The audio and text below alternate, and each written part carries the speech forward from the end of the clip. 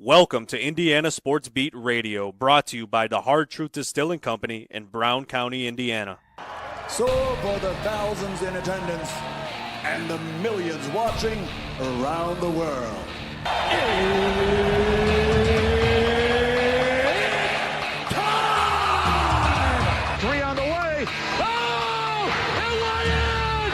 It went in! And Indiana wins the ball game! Know your role and shut your mouth, you jabroni!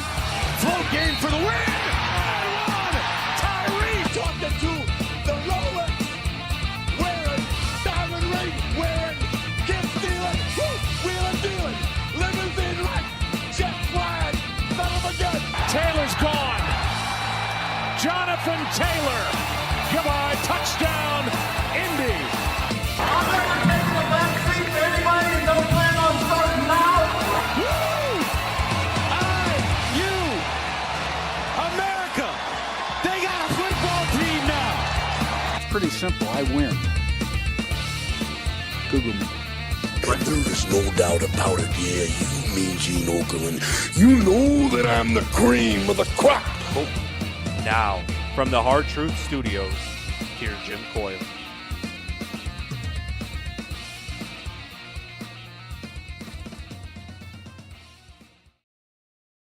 Welcome aboard, Indiana Sports Beat Radio, coming to you here on this Friday. Glad to have you.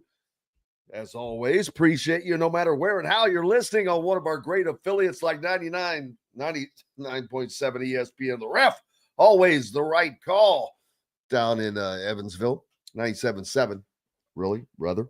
And, of course, the voice of the region, 1230 AM, 104.7 FM, WJOB, and Fort Wayne's only sports station, 1380 The Fan. Keep it tuned right here to each one of these stations. No matter where you're going or what you're doing, they're going to take you there and get you there in a much more fun manner. Also, if you're on following us on YouTube, make sure you hit the subscribe button and notifications toggle. How's everybody doing? Ready for the weekend? Not a lot going on for Indiana fans other than they've got, I think, the men and women play this weekend in basketball, early season games yet. Football on their bye week as they prepare to take on the Ohio State Buckeyes a week from tomorrow, as that will definitely be one of the biggest games of the season, without question, for Indiana. And we'll talk about that. Excuse me. Indiana basketball taking on South Carolina. Some other big games in the Big Ten this weekend, though. Purdue will take on Alabama.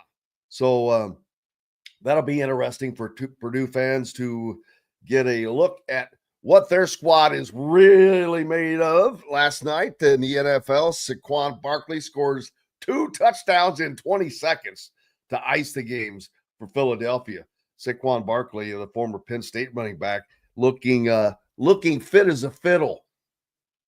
And this weekend, you've got Mike Tyson and Jake Paul, baby. The old man and the young buck. And then in the final weigh-in, Mike Tyson slapped Jake Paul in the face.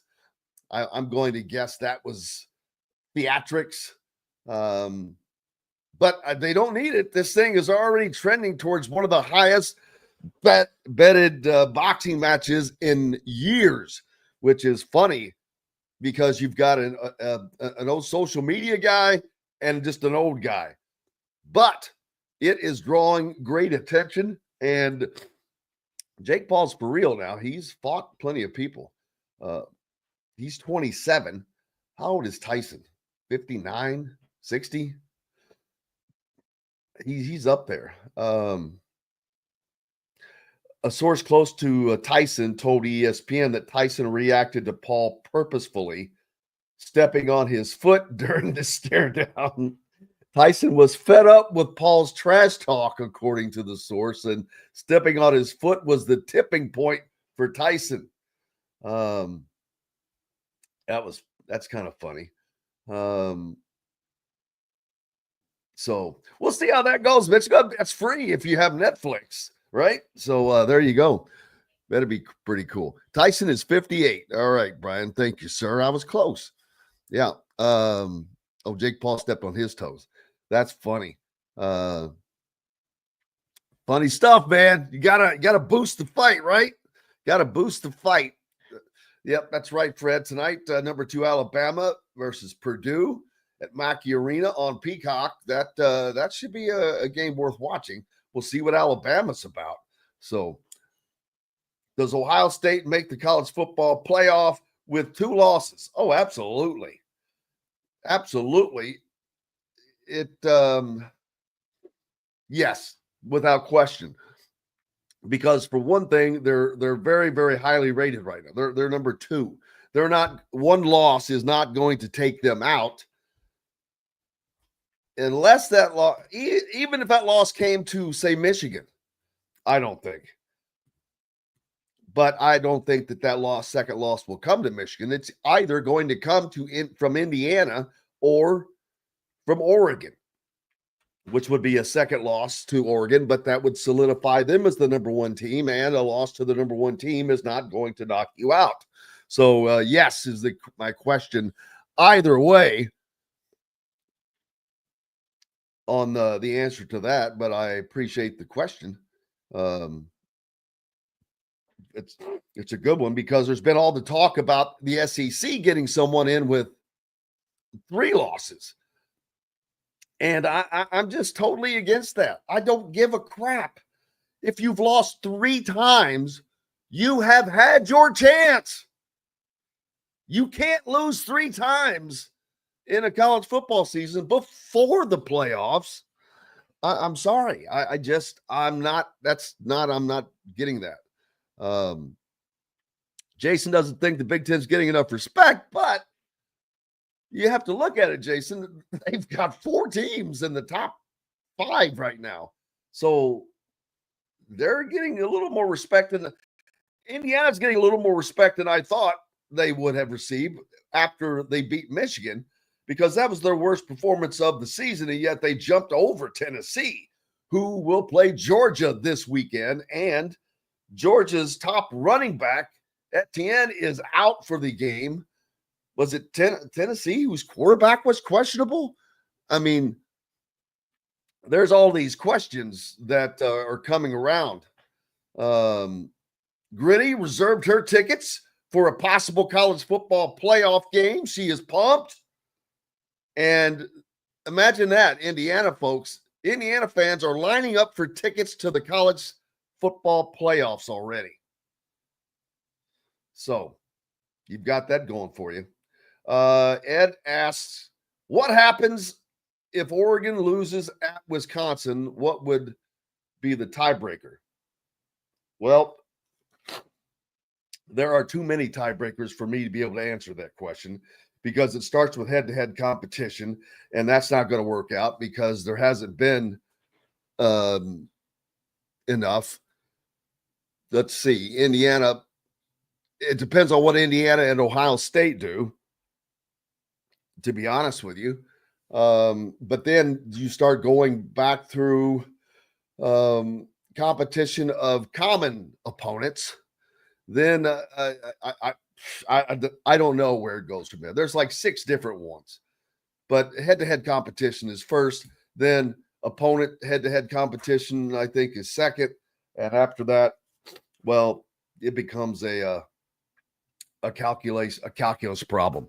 So we'll have to wait till we get there. I don't think it's going to have to go down to that. I don't think Oregon loses to Wisconsin, but hey, it's sports, and so we've seen it happen. Fun time out last night at the Inside Indiana Football, the last live telecast for Kurt Signetti. A gigantic crowd on hand out there, packed house at Hoosier Hanks, and it was crowded, man, and good to see.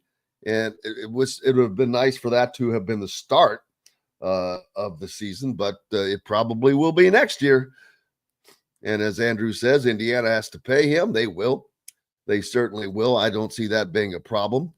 Is Indiana football good enough to win the Natty? That's a hard question to answer. I'm not going to lie to you. I'll know more after they play Ohio State, but they've given me no reason to show that they cannot compete at that level. They have the talent, they have the coaching, they have the ability, they have the players. Now, do they have the offensive line right now? And I'm not saying from a talent standpoint, Bob Bostad's unit has been incredible. Do they have the ability to get through a run of 5? That would be 5 more games added to the season, right? I mean, if you include now. So we'll see.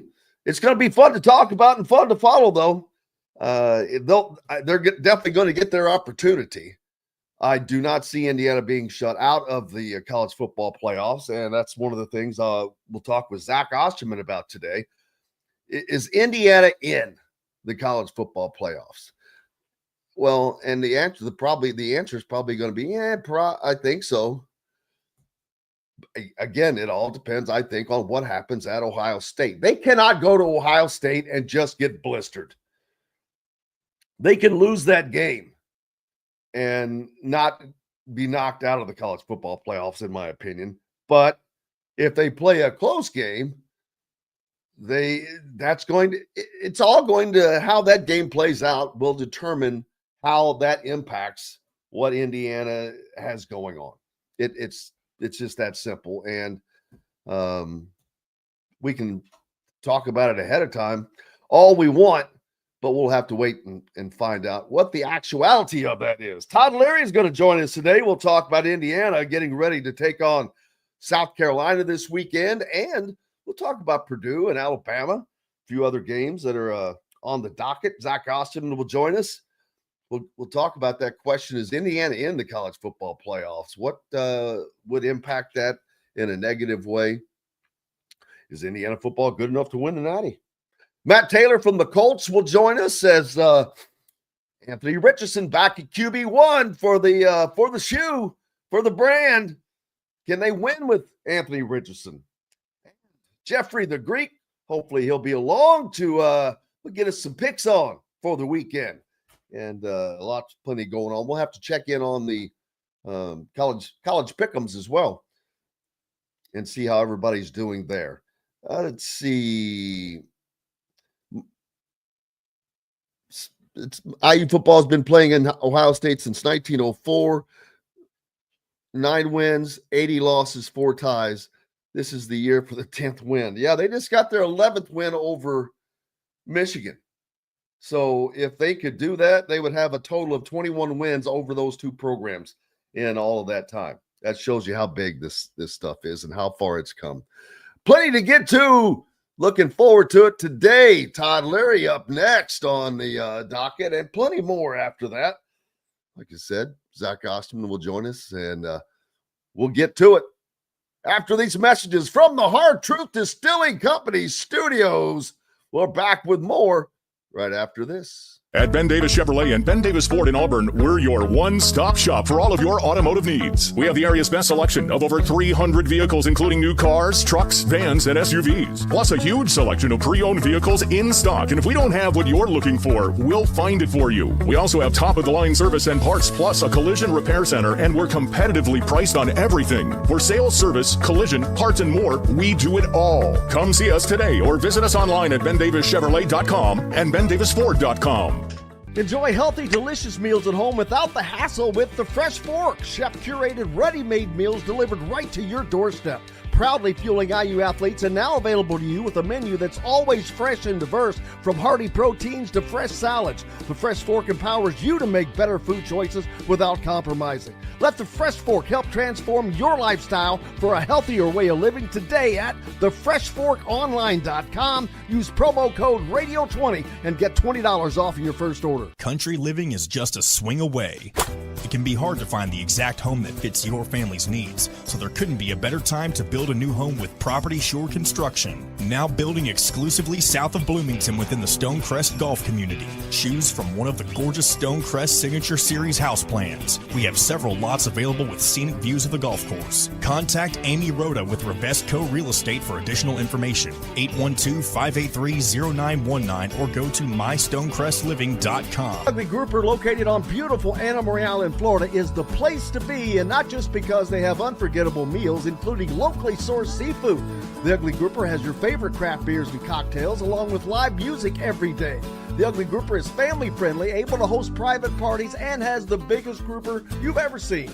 The Ugly Grouper is the place to be on Anna Maria Island, Florida. Tell them Indiana Sports Beat sent you. Go to theuglygrouper.com for more information. Located on 325 acres in beautiful Brown County, Indiana, Hard Truth Distilling Company is the biggest and the best craft distillery around. While Hard Truth is already known for producing internationally awarded whiskeys and spirits like Hard Truth's sour mash bourbons, sweet mash, and hard road ryes, as well as their cinnamon vodka and the always popular toasted coconut rum. Hard Truth Distillery offers so much more. With a full-service restaurant, ATV, and distillery tours, as well as live music, you can spend an entire day at Hard Truth Distillery while making your entire family or group happy. And that's the Hard Truth. Hard Truth products are available across Indiana, as well as many other states. So no matter where you shop, if they don't carry your favorite Hard Truth product, tell them you want the truth, the Hard Truth. Hard Truth Distilling Company encourages you to enjoy all of their products responsibly and to never drink and drive.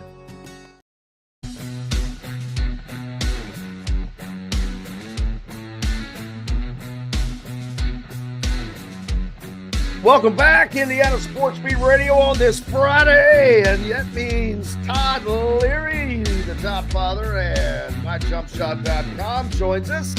For those of you that are a kid, know a kid, have a kid, or anyone that is in need of some improvement on their basketball fundamentals, jump shot, free throw shooting, whatever, myjumpshot.com will get you taken care of. Todd Leary, how are you, sir? I'm great. How about yourself? Cannot complain. It's Friday, so there's that, which is always usually a good thing. And, of course, a lot of basketball this weekend for Indiana fans. Not as much football since Indiana's on a bye week. Georgia's got a gigantic game coming up with Tennessee that will impact the college football playoffs. And they've got a running back out. I think Tennessee's quarterback is questionable. Yeah. It's just all kinds of stuff going into that. And then Alabama and Purdue play tonight. So all kinds of stuff going on.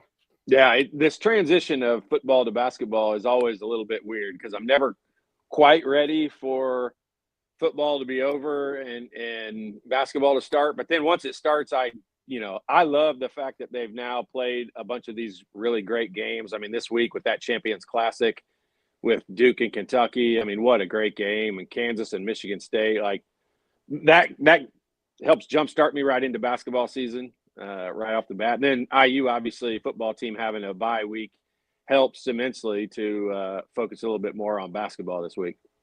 Yeah, this won't make Indiana fans happy, but how about the job Mark Pope is doing down at Kentucky? I mean, that was a surprising win over Duke. Yeah, it was. And that's a situation that, I think even though they're all newer players at Kentucky, they're almost all veteran players. And so that's a situation where we're kind of seeing the transfer portal work the opposite way and that it makes you older rather than having, even though it's a bunch of new guys, they are older and experienced. And I think at the end of the game, Cooper Flagg's amazing. Like the guy is incredible, a fun player to watch. If you're a basketball fan, he's a great player to enjoy watching, but he made some freshman mistakes right down the end. He turned the ball over twice in the last minute and that's what cost him in the end. And so it truly was a really good game. It was a good day of basketball all around. Kansas and Michigan State before that was a pretty good game. And so, it was a good way to start the week. It used to be until the Maui Classic, there weren't any really good games early in the season. Now that jump started a bunch of good ones, but now, boy, these teams are playing some tough schedules. Purdue hosting Alabama tonight. I remember last year when Purdue went down there, it just seemed that's a cool early season home and home deal they've got going. So, just a good timing for these basketball games to start, and some really, really good games. As a player, do you want to play these kind of big time games this early, or would you rather wait until December, until you've had a couple of months with the team together? It's kind of a catch-22. It's much easier to get up for a game. For example, Purdue tonight playing number 2 Alabama. It's much easier for them to get hyped, and the fans will be much more into it because it's a big time game. Now the fans would be into it regardless whether it's Bloomington or Purdue or whatever it was going to be. They'd be into it, but not to the same level, not the same atmosphere. And so that part of it is fun. You always want to play those good games if you win them. If you lose them, I would question whether I wanted to. Now, things are a lot different. I mean, Coach Knight, when we lost games, like it was the most miserable situation in the world. So I don't think it's quite that way anymore in basketball. So I think the overall consensus would be they like playing these games this early against really good opponents. We did see a slow start by Indiana in their last game, and you mentioned being able to get up. They weren't playing at Alabama. They weren't playing Purdue. Right. They weren't playing a name.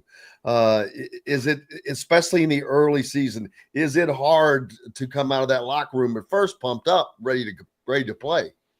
I mean, it shouldn't be. Or should it be? It shouldn't be, but it is. And I'm just saying the reality of it. Like it's not the same.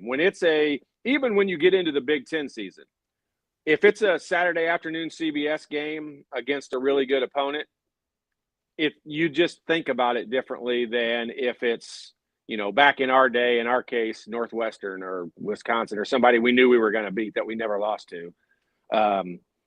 If it was going to be one of those, you just looked at it differently. That was one of the battles of coaching, I think, was to get the players not to do that, to look at every game the same and get just as hyped for every game. But I think you have to write it off to common sense and nature, and it's just the way that your mind works and the way that it's handled. And I think these guys do a pretty good job. That game was you're going to have those situations, and we've not just seen that with Indiana. We've seen that with a bunch of different teams.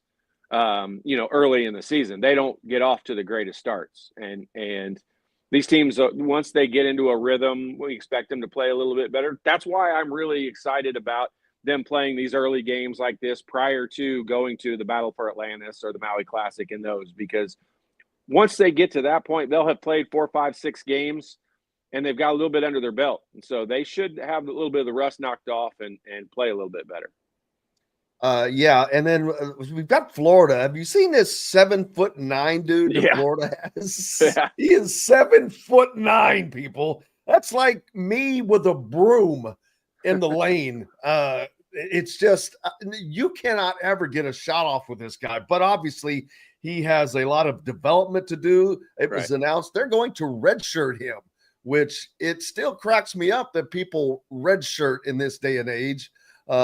But he has a lot of development to go with his body and strength and all of that. So he's got a red shirt, but man, I don't like the thought of a 7'9" guy.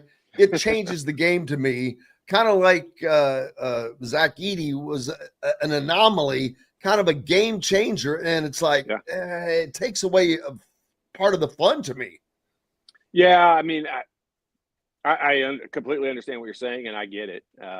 It just, in this scenario, everybody seems to be bigger. Players are bigger and faster and stronger and all that. 7'9" is outrageous. I saw the clips of him in layup lines, like dunking and stuff, and he literally barely jumps. Like it's pretty amazing. But there are always circumstances like that.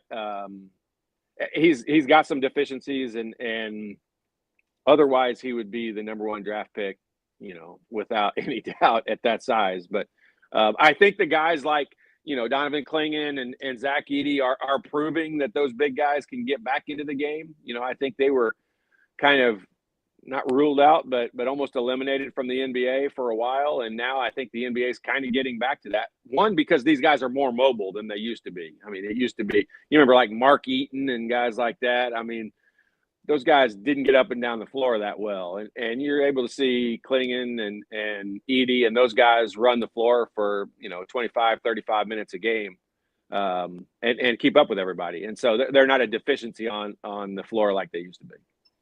Yeah, Zach Edey is he started his career with a weird stat. He was the first guy to ever foul out of a game in under 15 minutes in his debut or something. But now he's had some good games since then. Yeah, I mean he's going to be really, really good. I mean, I think a lot of people are seeing that his game does translate. He's not just big. He is holding his own. I watched him play against Anthony Davis the other night. And yes, Anthony Davis played better than him, but Anthony Davis is a 9 million time All-Star and one of the best players in the league. Like, you should expect him to play better than him. But I don't think Edey looked outclassed. I mean, he looked like he belonged there. And so that's a good sign for him as a rookie going into that situation. I feel like, barring injury, he's going to be a guy that hangs around in this league for a long, long time. Let's see other games. Michigan in action tonight as well up in Ann Arbor. They welcome in TCU. Dusty May. Boy, I think he's going to be trouble at Michigan. I think he is going to do an outstanding job. He is just a great guy, a good recruiter, a good coach, and they are going to find success with Dusty May. Yeah, no, I agree with you. I don't necessarily think it's going to be this year. I think they'll have some games when they probably win some games maybe they shouldn't, because they shoot the ball well. They're a team that gets up and down the floor and shoots it. And when they get hot, they're going to be tough to beat. They've already lost a game. I can't remember who they lost to. They lost to one of the Florida teams, I think. But I mean, they're going to have games. 1-1. They're going to have games they also don't play well, because they've got a bunch Wake of new Forest guys. Actually. Oh yeah, Wake Forest. That's right. And so By a bucket. they're going to have games when they struggle a little bit. I agree with everything that you said, and I think once Dusty May has a year or 2 or 3 under his belt to be able to recruit, it was a whirlwind last year. Him getting that, having another great season, a lot of publicity, getting that job, and then a lot of guys leaving and the transfer portal and all that. So we've seen Mark Pope be able to make that work. I think Mark Pope's a little bit he's a little bit farther down the process, because you're able to recruit a little bit easier at Kentucky than you are at Michigan for basketball. And so I think that's why Mark Pope was able to be a little bit more successful in the portal this year. We will certainly find out as that continues to roll on. Indiana's recruiting is continue as well, but I think Indiana is going to continue to look more at the transfer portal, and I don't blame teams for doing that, unless you can land a Cooper Flagg or someone of that ilk. I don't blame someone from using the portal. I mean, we talked about it. You just mentioned it. And Indiana football did the same thing. They brought in, Kurt Cignetti says, I'll take production over potential. And that's what he looked for. And it makes sense. Yeah, I totally agree with it. I mean, where, us old school people are going to have to adjust is the people that impacts the most are the high school kids. And we're going to have to adjust our brains to understand it's not that the path is closed for them to get to high-level college basketball. It's just changed. And I think they might have to – it used to be after college or after high school, you immediately kind of got into, being in a situation where you might start on a team and play right away. And the guys that you would have to beat out, you can kind of identify who they are. Well, that's not necessarily the case anymore, because you might not know who's even on the roster of a school you sign with by the time you get there that following year. And so it's the reality of it. It's the way that it is. And I think we have to adjust to that. I think it'll, probably have this big level of success the way that it is right now for a couple of years. But I also think it'll tend to maybe swing back the other way towards high school kids recruiting a little bit later on, but it'll be a couple of years down the road, I think, before that happens. But I think it's changed, and I don't think it's ever going to go back to the way it was. Ooh, happy birthday to the Macho Man. He's no longer with us, unfortunately, but you remember the Macho Man, surely, right? Randy Savage? Yeah. Of course. Everybody already man. knows who that is. Oh, yeah. He was one of the greats, man. Golly. Yeah, he was funny. So, yeah, I'm still hanging on to football season. It's been good. Last night I was talking about it out at Hoosier Hanks, the last live edition of Inside Indiana Football with Curt Cignetti. And, they had an engagement happened last week, and it was going on while I was doing the post-game show, and I was like, what's going on over there? You could see all these people. Then I noticed Scott Dolson was among them, and Pamela Whitten was. I'm like, well, it must be somebody important because there's the president and the AD. And then later found out it was one of Curt Cignetti's daughters, I believe, that got engaged. And but they were, his wife, Manette, came to him on Thursday about that. And he was like,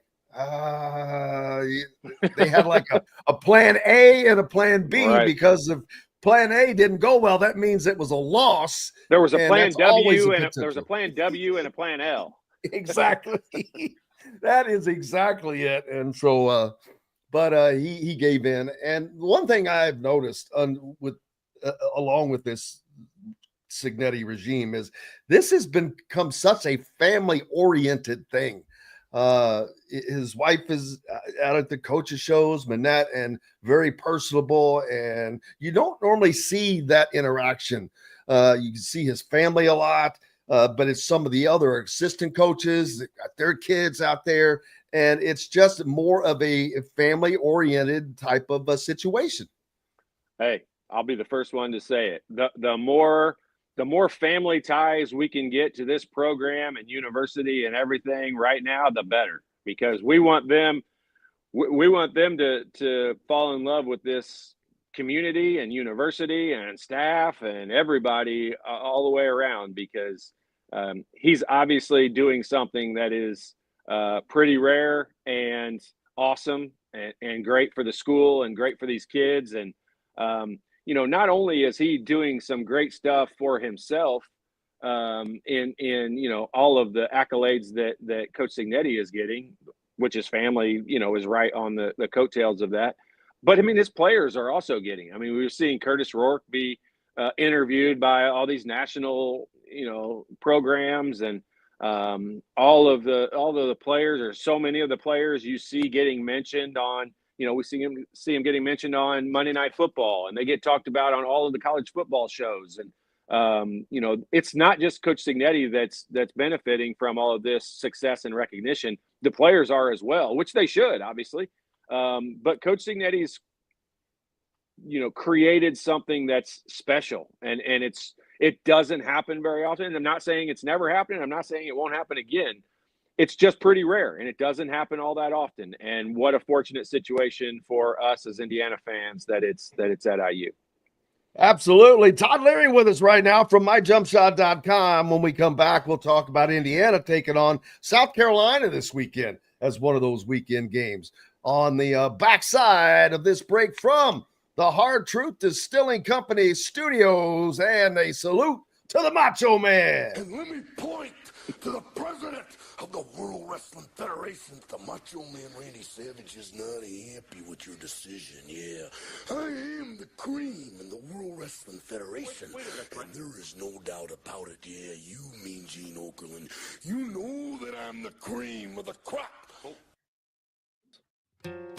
Located on 325 acres in beautiful Brown County, Indiana, Hard Truth Distilling Company is the biggest and the best craft distillery around. While Hard Truth is already known for producing internationally awarded whiskeys and spirits like Hard Truth's sour mash bourbons, sweet mash, and hard road ryes, as well as their cinnamon vodka and the always popular toasted coconut rum, Hard Truth Distillery offers so much more. With a full-service restaurant, ATV, and distillery tours, as well as live music, You can spend an entire day at Hard Truth Distillery while making your entire family or group happy. And that's the Hard Truth. Hard Truth products are available across Indiana as well as many other states. So no matter where you shop, if they don't carry your favorite Hard Truth product, tell them you want the truth, the Hard Truth. Hard Truth Distilling Company encourages you to enjoy all of their products responsibly and to never drink and drive. When it comes to apparel and promotions, Freethink has you covered, literally, whether it's 24 or 200 shirts for sports leagues, businesses, or groups. Freethink Apparel and Promotions can also create your very own merchandising store. Freethink Apparel and Promotions did it for Indiana Sports Beat Radio, and they can do it for you. Whether it's screen printing, embroidery, digital printing, promotional products, vehicle wraps, or anything else under the promotional line. See what Freethink Apparel and Promotions can do for you at freethinkapparel.com. Know a team or group needing a fundraiser? Boost Fundraising raises more money faster and offers the most unique and user-friendly online fundraiser in the nation. Your team receives personalized fundraising pages for each team member. Free team-branded promo gifts shipped to each donor. Boost Fundraising does it all. Sports teams, marching bands, charity causes, and community groups. Go to boostfundraising.com and be sure to enter the promo code COYLE, that's COYLE, to receive a discounted fundraiser. If you're looking for a home in the Indianapolis area, you need Cheryl Sizemore from RE/MAX Advanced Realty. Cheryl Sizemore has over 2 decades of experience, and that could be the difference in getting the home you want in today's tough housing market. Reach out to Cheryl Sizemore from RE/MAX Realty at cheryl@indyhomepros.com or 317-701-0838. 317-701-0838. Let Cheryl Sizemore help you find the home you want today. At Ben Davis Chevrolet and Ben Davis Ford in Auburn, we're your one-stop shop for all of your automotive needs. We have the area's best selection of over 300 vehicles, including new cars, trucks, vans, and SUVs. Plus a huge selection of pre-owned vehicles in stock. And if we don't have what you're looking for, we'll find it for you. We also have top-of-the-line service and parts, plus a collision repair center, and we're competitively priced on everything. For sales, service, collision, parts, and more, we do it all. Come see us today or visit us online at bendavischevrolet.com and bendavisford.com.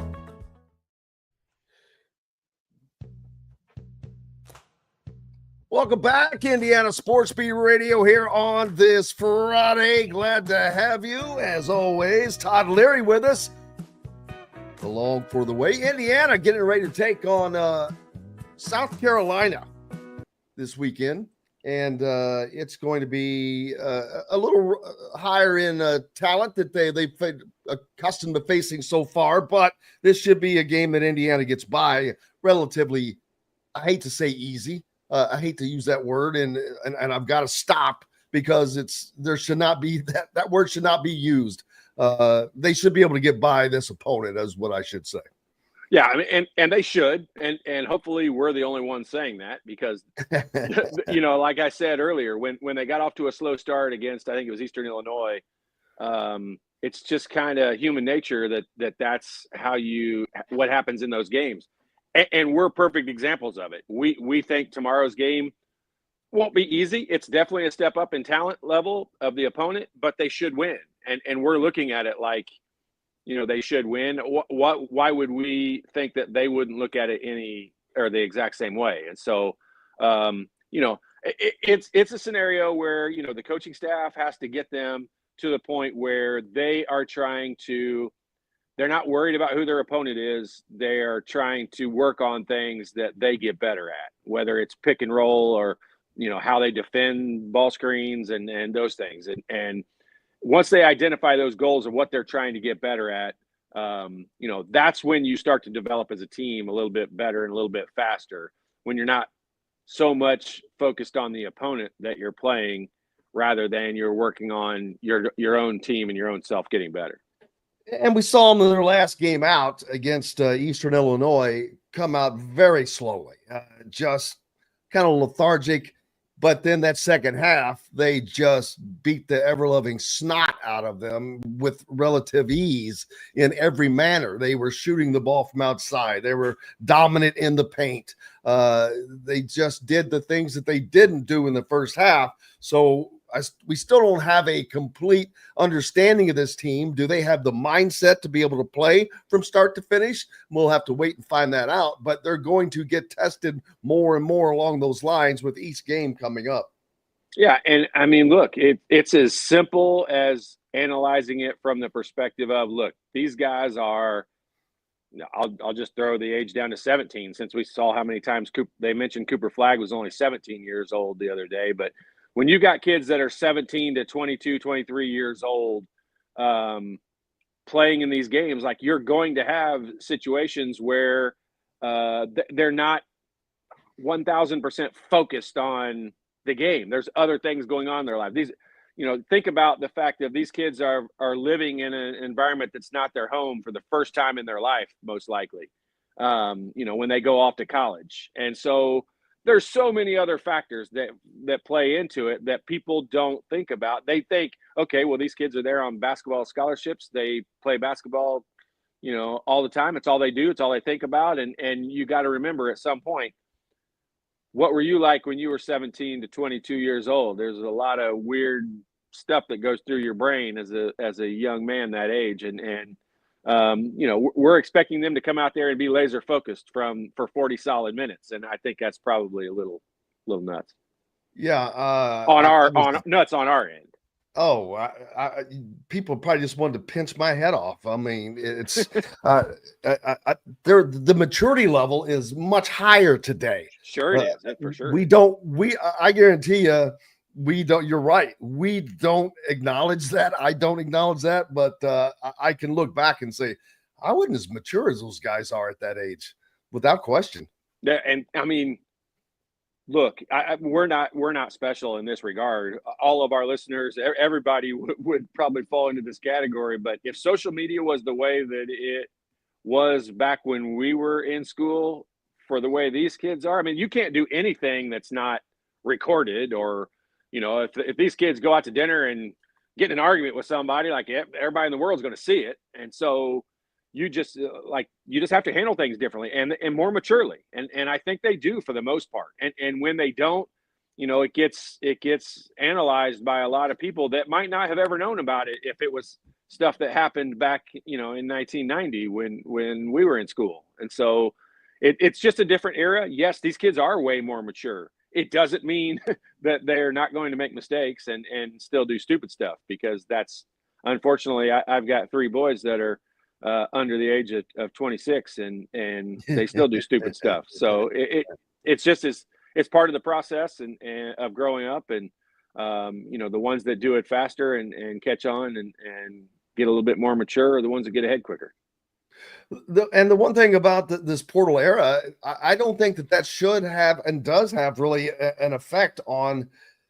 It does impact, I think, culture, because it's kind of hard to have, quote unquote, culture across all of these different planes when you've got every year a new group of people that are coming in from, they may have been to 2 or 3 other places by now, which that is a challenge in and of itself.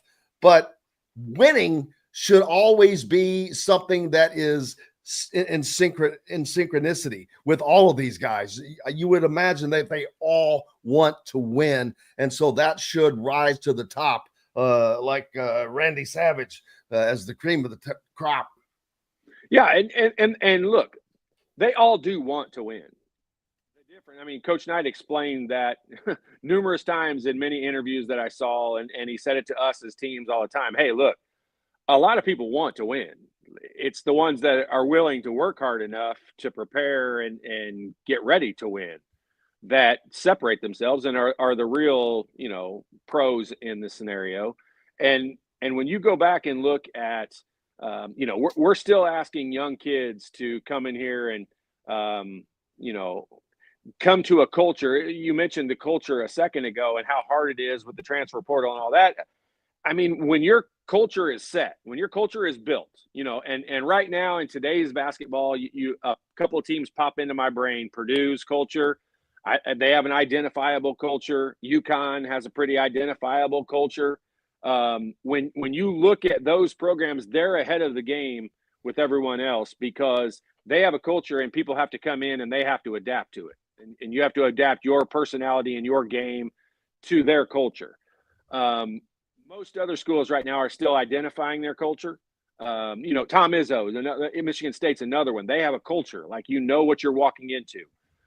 Almost 95% of the rest of schools fall into the category of trying to identify their culture. They've got coaches that have been there less than 3 or 4 or 5 years. It's hard to design a culture in 1 or 2 or 3 years. Like, it takes a little bit of time and process to do that. And so I think the culture is what is able to make places and programs like Purdue and UConn and those successful, on a regular basis, because when guys come in, they understand they're going to have to fit into that system. It's a great point. And not only that, you come into a place that the fan culture is the same that it has been for a long time. And that is a very, very high standard that they want to see maintained. And it's when that same culture is not being lived. And I'm not saying this in a negative way, because it's really difficult to do. As I just pointed out, you got guys that are coming in every year that could have been to 2 or 3 different places with 2 or 3 different styles of everything there. So everyone has to adapt. But it's you come into a place like this, it's got to be really hard. Yeah, that's just another factor. That's more of the culture of the overall program when you're dealing with the fan base and that stuff. I mean, I think when you look at overall, and you're making your decision as to where you're going to go, I think the fan base factors into that. I definitely do think that that's the case. And Indiana's fan base, I call us crazy because I'm in the group, so I'm allowed to say we're a little bit crazy, and we are a little bit crazy. We're extremely passionate about winning. And, it used to be winning the right way, which means we didn't cheat like we thought Kentucky and everybody else in the world did. Now there basically is no cheating. Everything is fair game. And so now it's just winning. And these guys are making a lot of money. Yes, they're young kids. And now we're not only handing them free scholarships, we're giving them a whole bunch of money, and now expecting them to still make good decisions. We're asking a lot. And I would say and that's my next question that 5 kind of points out. Can you imagine, not just yourself, but some of the guys you played with, having that kind of money at your disposal? I'm talking 6-figure money at your disposal. You could go out and buy any damn car you want. You can basically buy anything you want. I mean, you could buy a home. These guys could buy homes. And where most of the fans, struggle all their lives to save and all that. And I'm not being negative towards the players. Congratulations. Good luck to them. If I'm looking at me, I'm going to be I'm going to be a whack job. Totally agree. I cannot imagine it. No, I can't, because I know what we were like. Heck, when our scholarship checks would come in and we had $200 extra back in the 90s, oh my gosh, we rolled like millionaires. Like, we thought we had anything we ever wanted. So no, I cannot imagine it. I honestly, I have said this numerous times. I am super ultra impressed with, for the most part, how kids have handled it. And that's not everyone. There's some that I'm sure act like idiots, but I'm pretty impressed. I haven't seen 12 Lamborghinis driving around Assembly Hall like one might expect would happen when you're giving these kids this kind of money and stuff like that. They're honestly kind of making some decent decisions, I would say, for the most part.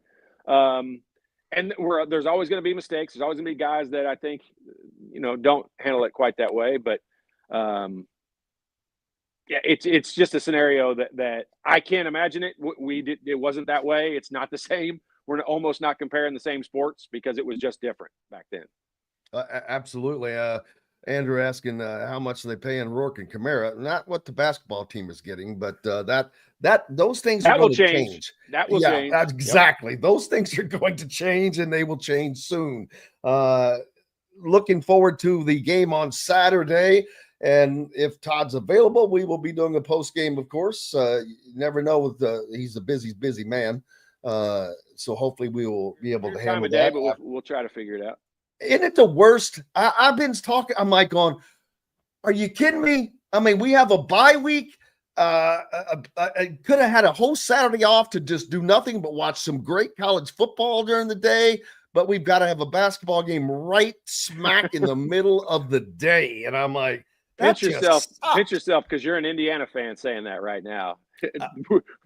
There has been many a years we would have begged for a basketball game to have been on Saturday, but this year is different, and we are all enjoying, as Indiana fans, we are enjoying it being different because it's mid-November and it's still football season for us. And woo, been a long time since we could say that one.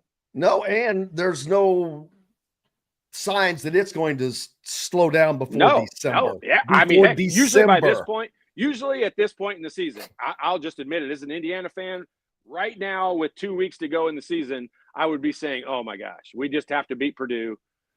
To get to a bowl game. No, I wouldn't even say for a bowl game. I just mean so that I don't have to hear Purdue people talk smack all year long until next football season.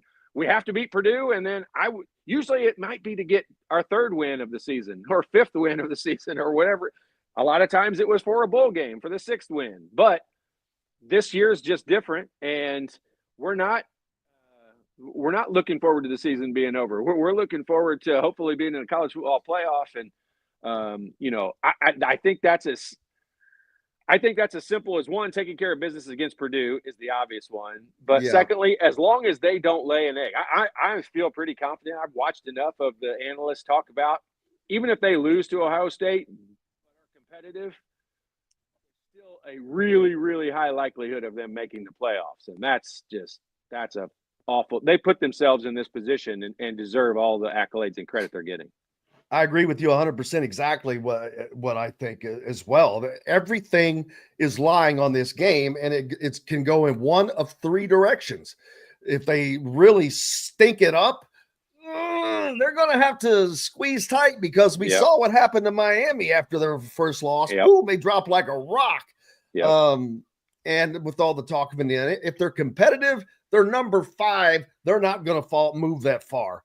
They won't host a game if they lose the game. Even if they're competitive, they're not going to host a game, because the loser of the Big Ten championship will get to host a game, and while the winner will get a bye.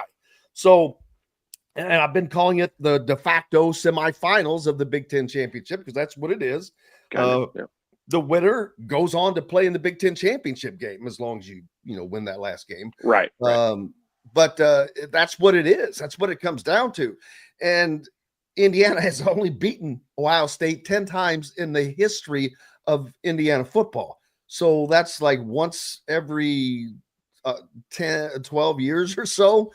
But none of that history matters. It seems like less than that. A lot of those 10 wins must have been real early on, because it seems like wins. How many have they had in the last 30 years? Oh, 1, 2. I mean, not even longer than that. Probably because they beat them back to back in the 80s, but they haven't beat them since. And I don't know how long. I think it had been like 30 years before. So it's not like Michigan, where they had beaten them. They beat Michigan in 2020. They almost beat Ohio State then, but they didn't. And with this last game against Michigan, we still saw how it was a tight game. It was a lot closer than any of their other games had been, especially that second half. Michigan found the gear, man. Yeah, they did.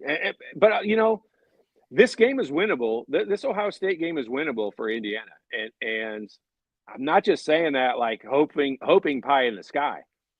There's a decent likelihood they win. And it would not be a dramatic upset. It would be a big win, and it would be an upset overall, but it wouldn't be shocking. And that's what I've just heard after analyst that does this for a living, for 2 weeks, basically sit here and say is they expect Ohio State to win, but they're not going to be shocked if Indiana wins. And if this game was in Memorial Stadium in Bloomington, Indiana might be favored even. It'd be super close. And so the fact that it's at Ohio State gives them an unbelievable opportunity. I think it's better for Indiana that this game is in Ohio State, because if it was a home game and you lost, I think it gets handled differently than if it's a road game. As long as you're competitive, if it's a road game and you're competitive in it against a team as good as Ohio State is, I don't think it affects you as negatively as if you lost a home game. I agree. Todd Leary, the Todd Father, joining us here from myjumpshot.com. Anybody needing help with the jump shot? You got a kid, a boy, a girl, doesn't matter.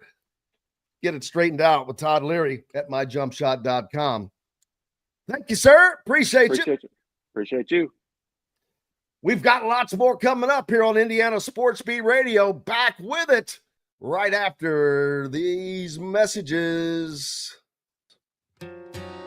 Andy Moore Honda is Bloomington's #1 Honda dealer for a reason. Buy a new Honda and get a 3-month break from car payments. That's right, no payments for 90 days.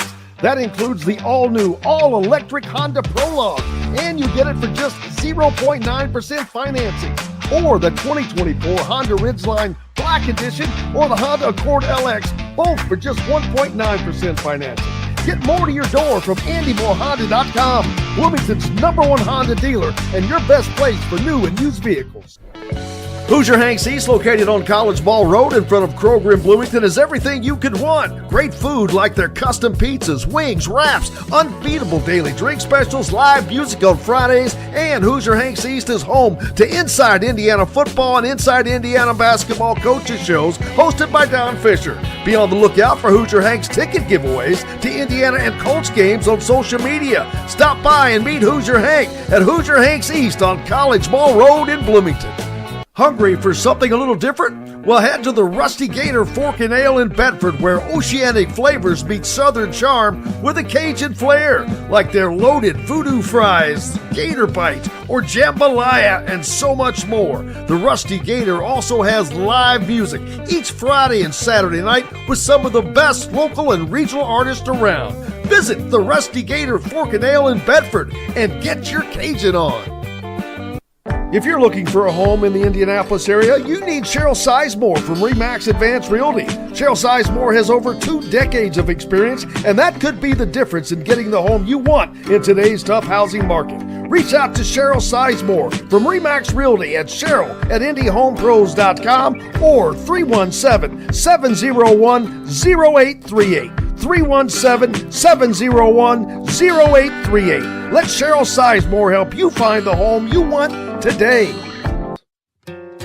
Located on 325 acres in beautiful Brown County, Indiana, Hard Truth Distilling Company is the biggest and the best craft distillery around. While Hard Truth is already known for producing internationally awarded whiskeys and spirits like Hard Truth's sour mash bourbons, sweet mash, and hard road ryes, as well as their cinnamon vodka and the always popular toasted coconut rum. Hard Truth Distillery offers so much more. With a full-service restaurant, ATV, and distillery tours, as well as live music, you can spend an entire day at Hard Truth Distillery while making your entire family or group happy. And that's the Hard Truth. Hard Truth products are available across Indiana as well as many other states. So no matter where you shop, if they don't carry your favorite Hard Truth product, tell them you want the truth, the Hard Truth. Hard Truth Distilling Company encourages you to enjoy all of their products responsibly and to never drink and drive.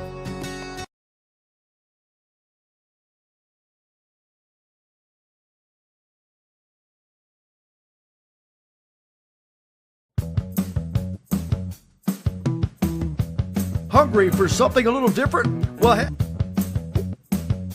to Indiana Sports Beat Radio here on this Friday. Joined now by Zach Osterman from the Indy Star, IU beat writer and insider for the Indy Star. Zach, how's your week going, man? Hey, how are you doing? Cannot complain. Would really enjoyed the Saturday off with Indiana having a bye this week, but we've got Indiana basketball instead, so there goes that. But it could be worse. It could be pulling weeds and digging ditches. No, I think I'm with you. I think we could have worse things to do with our time. Absolutely. Of course, Indiana on a bye this week. A lot of talks, though, still with the college football playoff. Indiana rose. I was surprised with a lot of people thinking Indiana was getting disrespected, and to a degree they were kind of, but you're the new kid on the block, so much more is expected of you. But when they passed Tennessee, that surprised me a little bit, because Tennessee's an SEC school and they've got some good wins. I know they have a loss, but it seemed like that was the committee of kind of trying to catch up an undefeated Indiana team with a one-loss Tennessee team, which, again, I was surprised to see it, but it happened. But not more importantly, did that kind of lock Indiana in as long as they don't lose badly at Ohio State? In your opinion? Possibly. I mean, I think for me, I mean, it's kind of hard to know exactly kind of where the committee got to, because they kind of did the same thing with BYU, and I don't know if maybe they reevaluated Indiana and BYU on the back of maybe some. I mean, I'm not suggesting they just do whatever the public tells them to do, but on the back of maybe some public sentiment, pushing back on the idea that those teams should be ranked below, 2 one-loss SEC teams.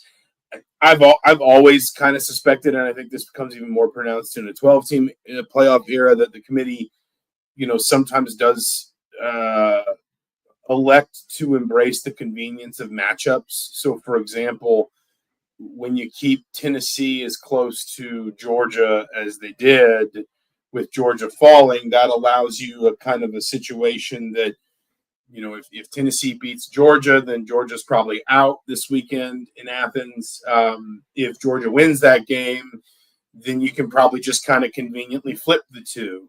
I thought, if anything, specific to Indiana, I know, Indiana fans have talked about brand bias, and is Indiana kind of getting pushed on a little bit because of its lack of sort of brand strength. I mean, if anything, I think maybe the best example of brand bias that's affected Indiana so far this season is that beating 5-4 Michigan seems to be worth a lot more than beating 5-4 Washington or 5-4. I think Nebraska's 5-4 now. So, it seems like that whatever Michigan's vintage, the committee actually was prepared to give Indiana more credit for a Michigan win than it was a lot of the other wins already on their schedule. Is Indiana in, obviously I think we have to assume Indiana needs to beat Purdue. Like, that kind of goes without saying. That's right. And I'm not picking on Purdue. That's a very bad loss. I think they're outside the top 80 at this point in the FPI. That is a very bad loss. But if we assume, for the purposes of this conversation, that if Indiana beats Purdue, or that Indiana does beat Purdue and beats them, relatively comfortably, would a really bad loss in Columbus knock Indiana out? Maybe. My sense is more likely than not, no. I think if you're Indiana, you certainly don't want to find out the hard way on that. But what the committee seems to be telegraphing, and of course, the committee can always change its thinking week to week. What it seems to be telegraphing right now is just its belief in the top end of the Big Ten. 4 of the top 5 teams in the poll were Big Ten teams. 3 of those teams are basically pulling each other up, in the sense that Oregon is number 1. What's its best win? Number 2, Ohio State. Ohio State's number 2, despite having a loss. But what's its loss? Its only loss is on the road by 1 point to the number 1 team in the country. Penn State's number 4. Who have they beaten? Not really anybody. I guess Illinois is probably their best win, and that's a win that kind of keeps getting worse. But their only losses to the number 2 team in the country, so that they get the benefit of the doubt and they're up that high.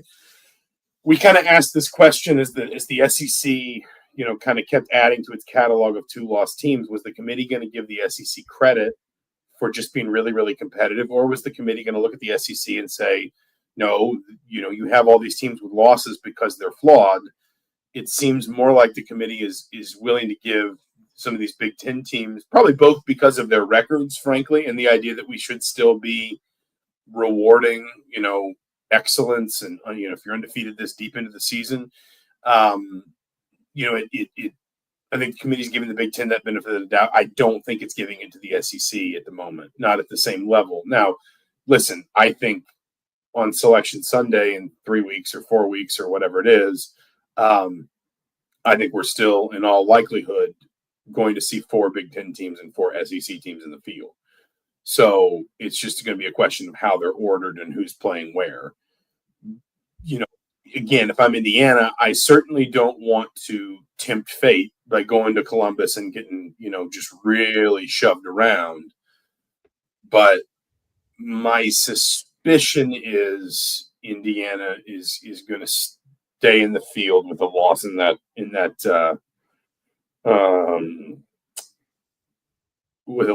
game. Yeah, I agree. I can't really see them losing badly, even if they lost, but I also can see them winning. So there's a lot of different directions that game will take the season and could take the season. The winner of that game gets a direct path to the Big Ten championship game, which in my opinion, then once you're there, you're hosting a game at worst. The second place team, whoever, even if you get a loss in the Big Ten championship game, it's almost like that loss. I don't want to say it doesn't count, but it kind of doesn't count. I don't think it's going to count against you. It's not going to knock you from potentially having a bye to traveling. But we'll see. Things can change. But with other teams that have bigger places to play, I don't know if that'll come in to their thinking or not. But again, I think if, say, Indiana made it to the Big Ten championship, they would wind up hosting if they were to lose in that game. But there's just so many scenarios this is going to change. The Big Ten or the SEC has a couple of big games this weekend with Tennessee and Georgia, and they've got player personnel issues. I saw that Georgia's running back, I believe, is out at the end, and maybe Tennessee's quarterback is questionable. So yeah, we don't know if Nico's going to play in that game. I think he's been in concussion protocol. I'm not sure. Yeah. So now we're going back to kind of the Florida State scenario, man. How much is this going to play into it? But this is going to change this game has huge ramifications. If Georgia loses, I think they're out with 3 losses. Yeah, I agree with that in all likelihood. The only way I think Georgia already has 2 SEC losses, so I think they would more or less be eliminated from any chance of going to the title game too. I think, the philosophical discussion around whether a conference championship game could eliminate a team is interesting. I don't think it applies to Indiana because it's very unlikely Indiana at 11-1 would get into the Big Ten title game. And obviously Indiana at 12-0 would not need to worry about losing that game because maybe it would host, maybe it wouldn't, but it would be in comfortably no matter the outcome of that game.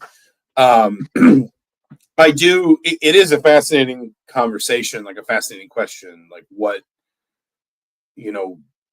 we talk about this, and if we put this in basketball terms, right? Like we say, teams that are on the bubble going into conference tournament weekend, how many games do they need to win to help themselves? Or, how many games do they need the auto bid? What if they play to the conference tournament final? What if they play to the semifinal? I suspect that if we could somehow build out 5 years of results and analyze them all, and I'm not even sure we're going to get 5 years of a 12-team playoff before we move up again. But I suspect if we build out like 5 years of results, we'd find that question probably applied to your Big 12s and your SEC or your ACCs a lot more. I mean, like, I wouldn't be stunned based on Miami's loss to Georgia Tech if the ACC championship is a play-in game. I really wouldn't be shocked at this point. Maybe I'm wrong.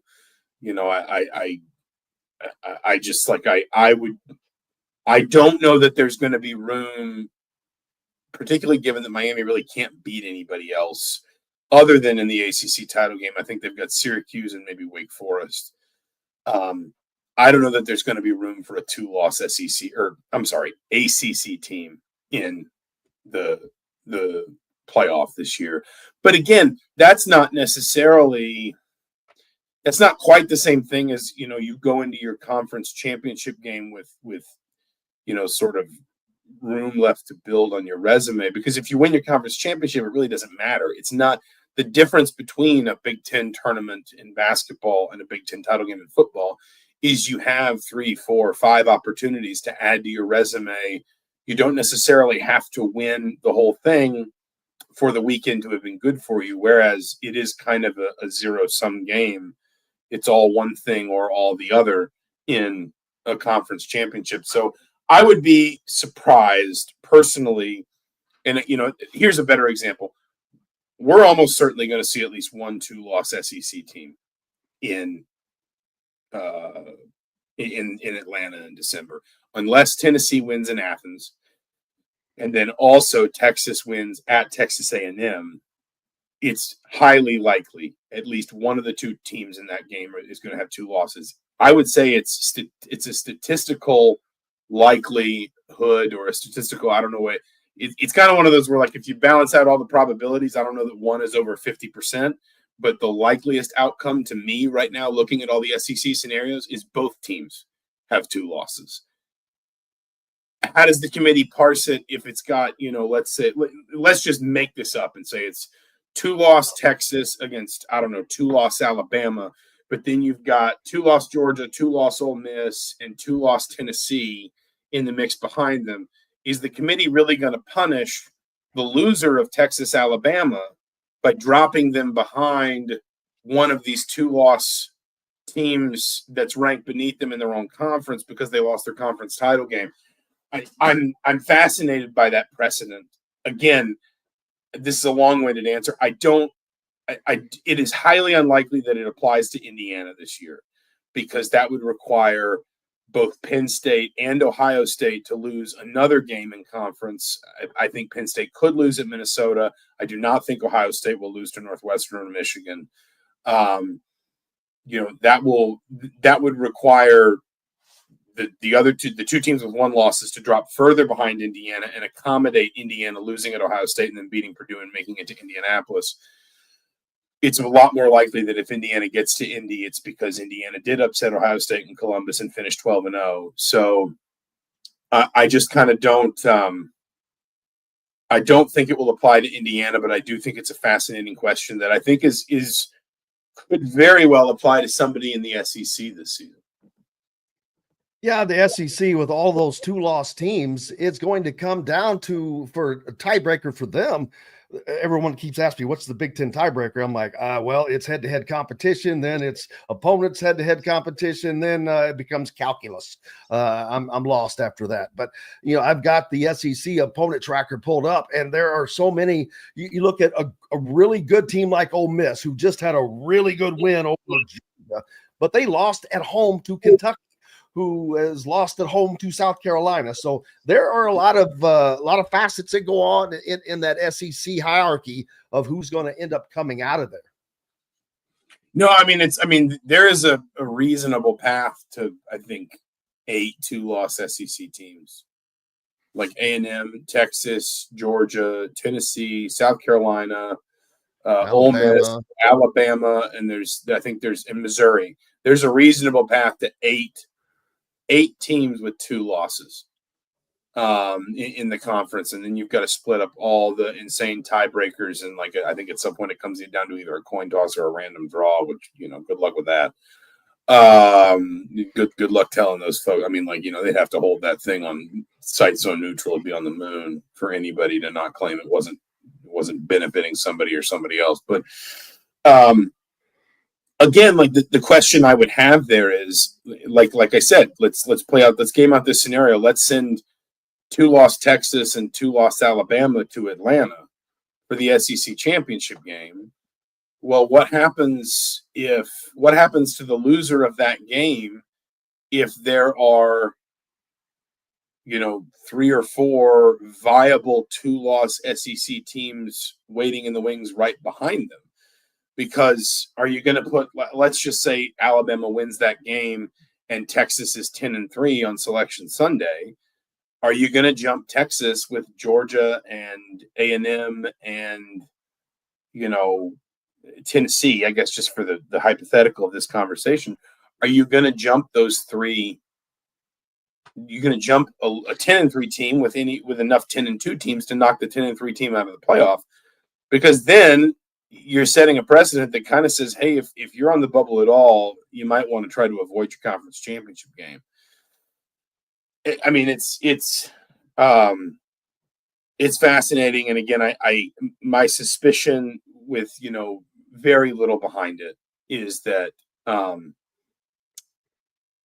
we will not be in the 12-team playoff era long enough for anybody to gather an adequate sample size before we expand again. But I just it is kind of a fascinating question, and it's a fascinating question on multiple levels, because then you look at a conference like the SEC and you say, well, what is the difference really in resume between SMU and some of these two losses? So I pulled these numbers. I'm getting my notepad out here.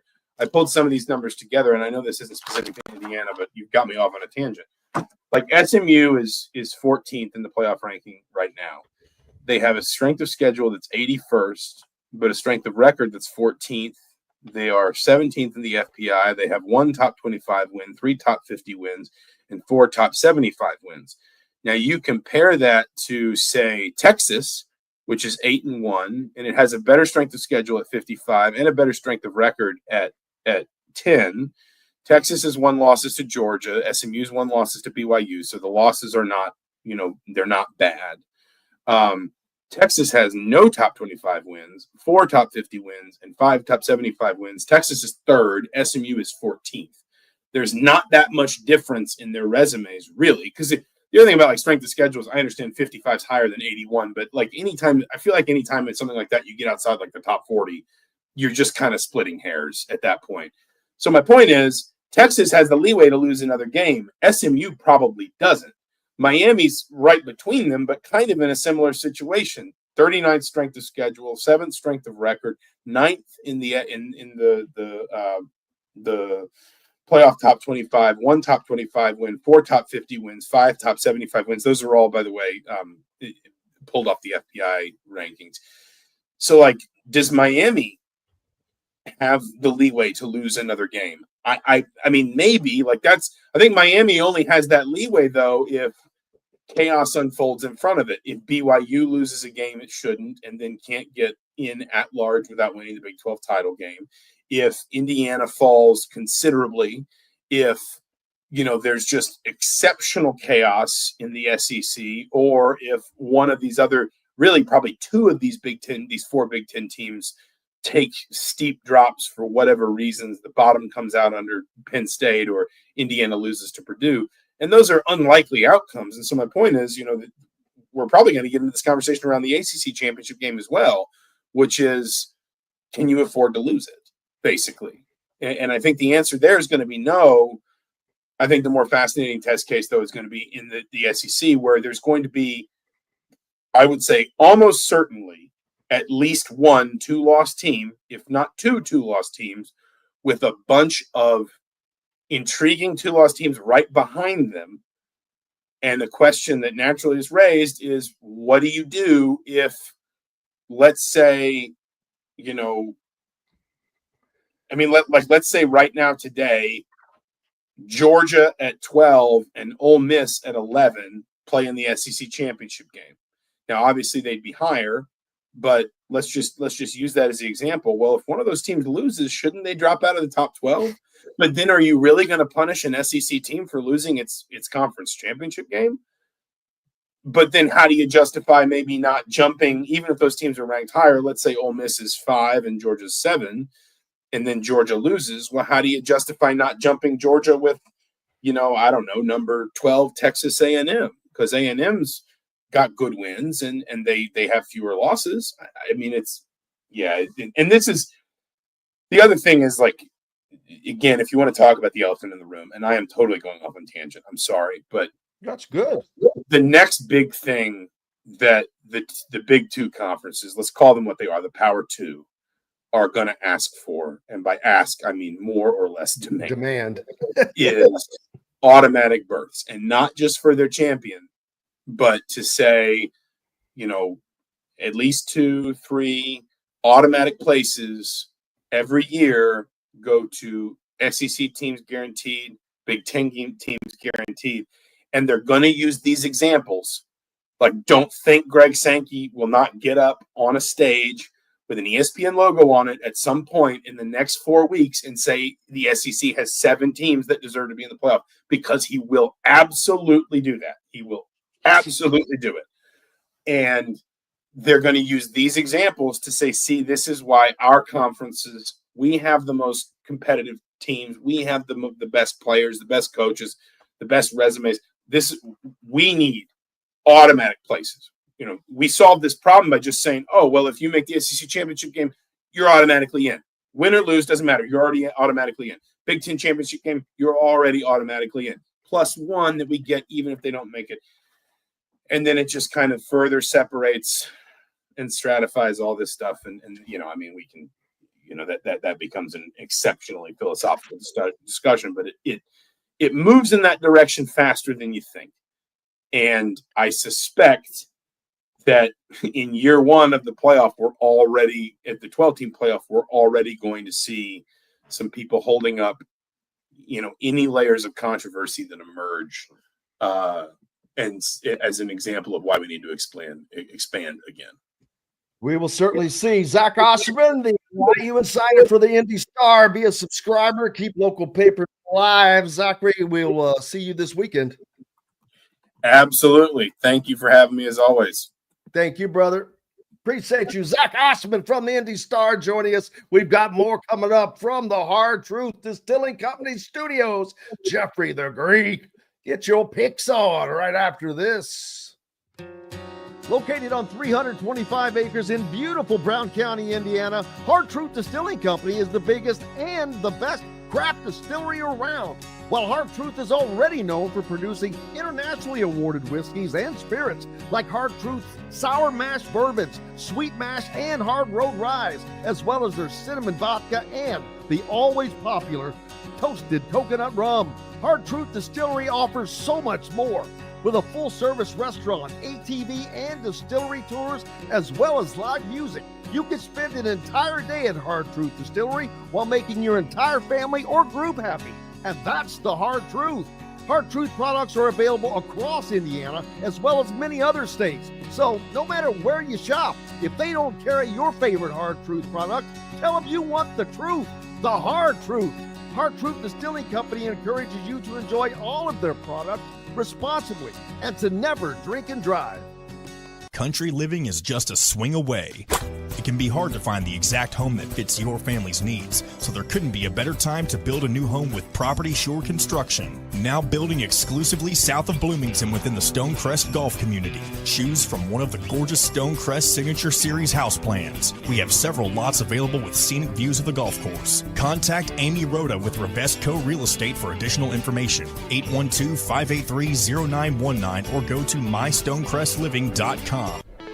Hoosier Hanks East, located on College Ball Road in front of Kroger in Bloomington, is everything you could want. Great food like their custom pizzas, wings, wraps, unbeatable daily drink specials, live music on Fridays, and Hoosier Hanks East is home to Inside Indiana Football and Inside Indiana Basketball coaches shows hosted by Don Fisher. Be on the lookout for Hoosier Hanks ticket giveaways to Indiana and Colts games on social media. Stop by and meet Hoosier Hank at Hoosier Hanks East on College Ball Road in Bloomington.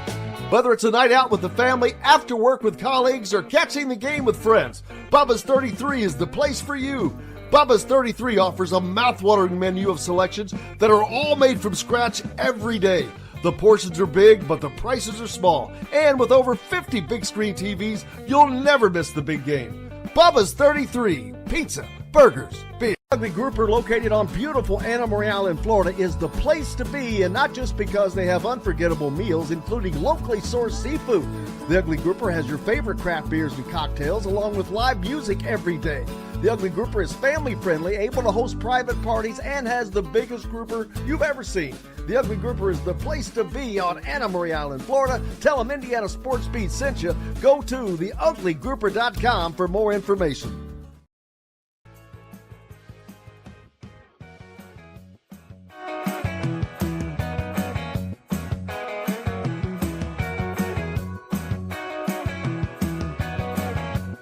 Welcome back to the Hard Truth Distilling Company studios. This segment is brought to you by Pave Drain, and we've got Jeffrey the Greek and Matt Taylor from the Colts joining us now. Good day, gentlemen.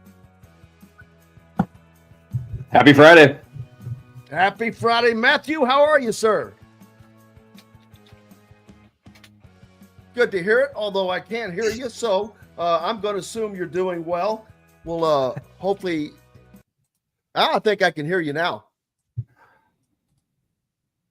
How you doing, Matt?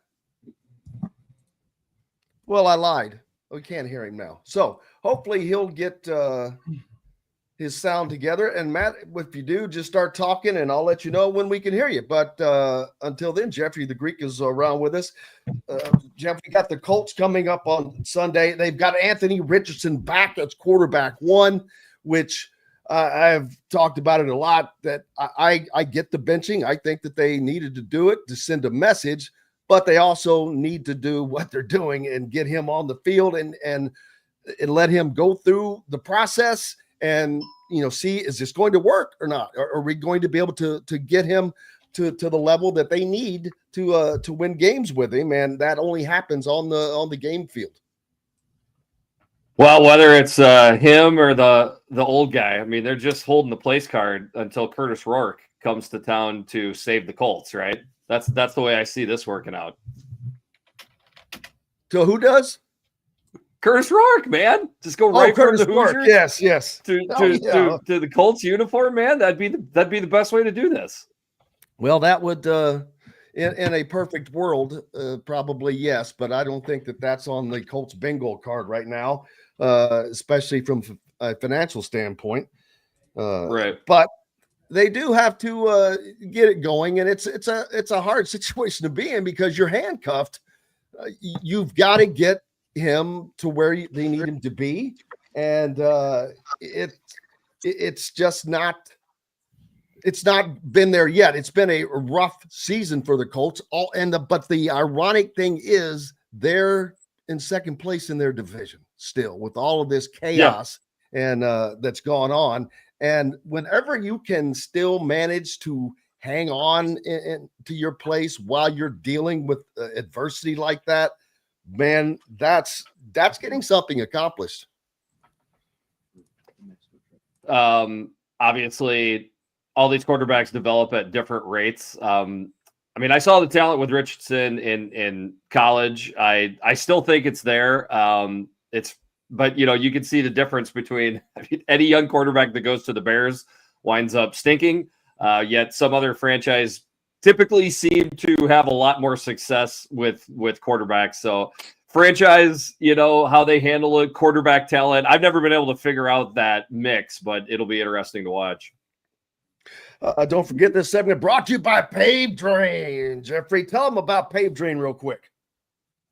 Winter's coming. If you are needing to get rid of any snow and ice, could be driveway, could be a walkway into a building. Pave Drain can do that for you. For people that are more in the civil construction world, we also infiltrate water. So if you got any hardcover concerns, Pave Drain will take care of all of that, take away of the surface area that you need for parking or pedestrians. Infiltrate. I like that. Matt Taylor, I think that you're here with us now. Hi. There we go. Touchdown. Taylor's what are you gone. doing? Come on now. What's up? You know what? Friend Jeffrey the Greek is on with us. And Matt Taylor now joins us from the Colts. How are you, sir? How's your week been?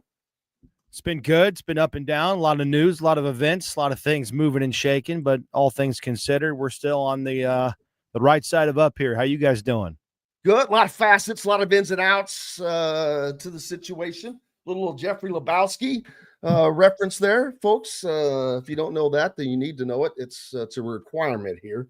I was just talking about the Sunday, Indianapolis running Anthony Richardson back out at quarterback, and I understand what they did, why they did it, and I understand what they're doing now and why they're doing it.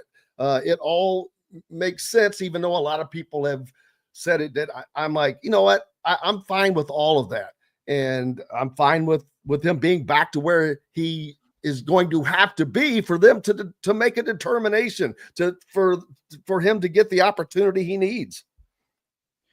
Yeah, obviously there's a lot to this off the field, on the field. It's just sort of boils down to commitment, consistency, and sacrifice. We all know that to play quarterback in the NFL, you're held to a very high standard, and it's a different standard than in any other position in sports, any other position on the football team.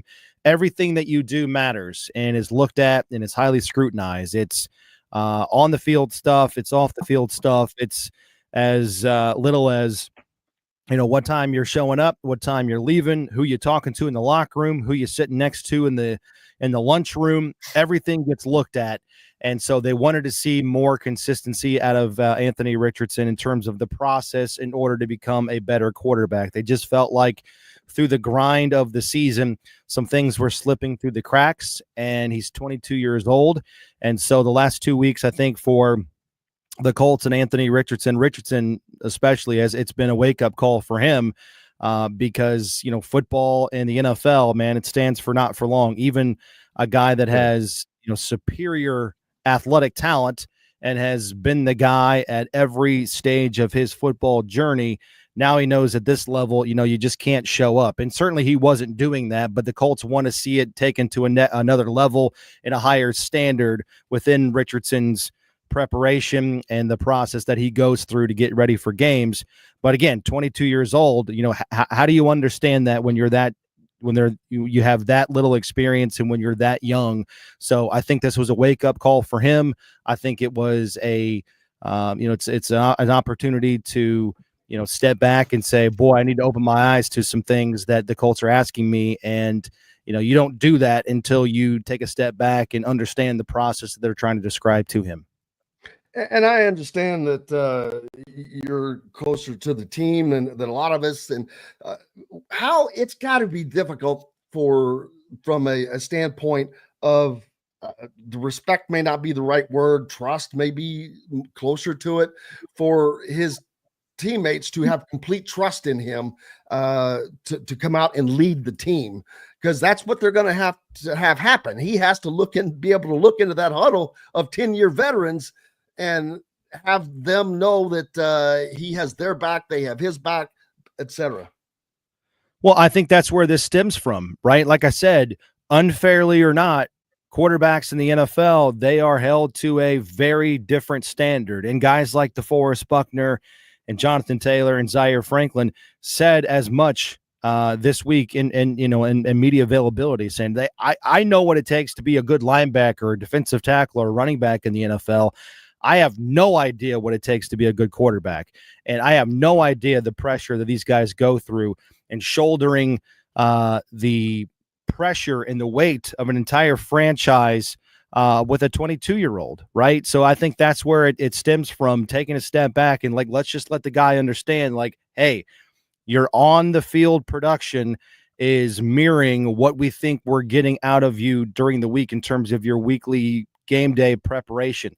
So take a step back. Here's what we specifically want you to work on. Here's the standard.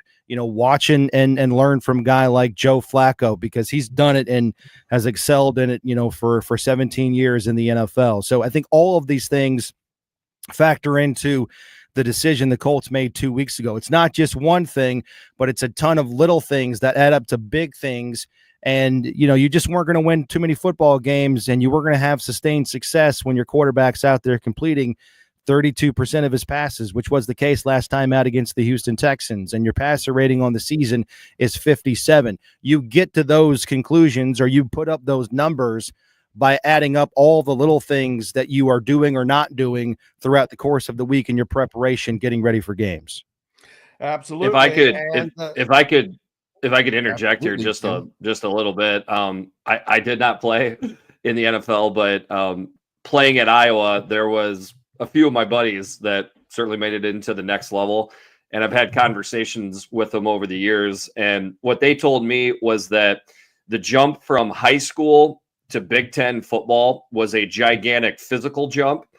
The jump to college football to the NFL was just as big of a jump, mentally speaking, playing at the NFL level.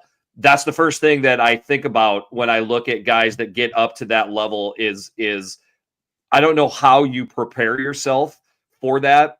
And on top of it, it's even more of a jump up at quarterback. I would assume all those teammates that I've talked about, none of them were quarterbacks, to be clear. But I would think the jump at quarterback would be bigger than anything. And then on top of it, adding his age and just there's immaturity that every single one of us has at 20 that you don't start, understanding until you're 25. I got to think that's the risk every time you take a super young quarterback and probably what he's up against here. No, I think that's well said. I really do. And I agree with a lot of what you're saying right there. And I think that's why guys like, the captains on this team, Franklin and Buckner and Ryan Kelly and Quentin Nelson, I think that's why they are supporting Anthony Richardson saying, hey, this guy's the future. We've got to figure this out. We have to help him grow. We know that, this is not them saying this, but, you can infer that, hey, Joe Flacco is a wonderful guy and has been a great player and has established a lot throughout the course of his career, but he's not going to be on this team next year, right? He's on a 1-year deal. Anthony Richardson is the future. We have to have his back. In order for us to go where we want to go as players on defense or on offense, we've got to get this quarterback situation figured out. We have to have his back. We have to help him grow. We've got to support him in any way that we can.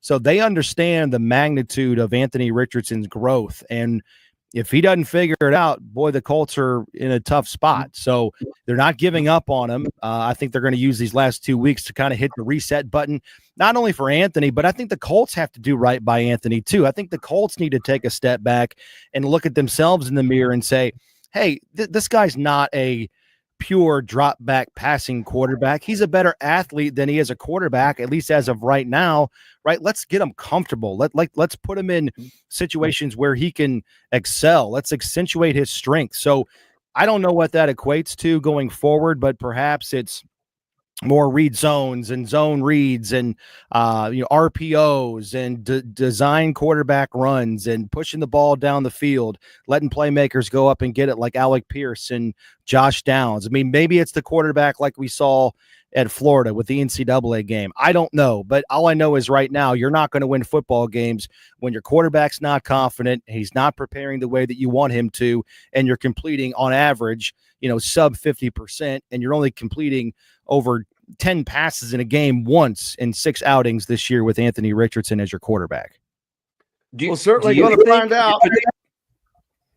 Go ahead, bro. Sorry, do you think maybe what I'm hearing from what the veterans are saying is them publicly challenging Richardson in the media to better prepare himself more of a professional? That's my read on those comments. Do you seem to take the other side that they're putting it on the organization to get him ready? I don't know. That would be my question. Is what?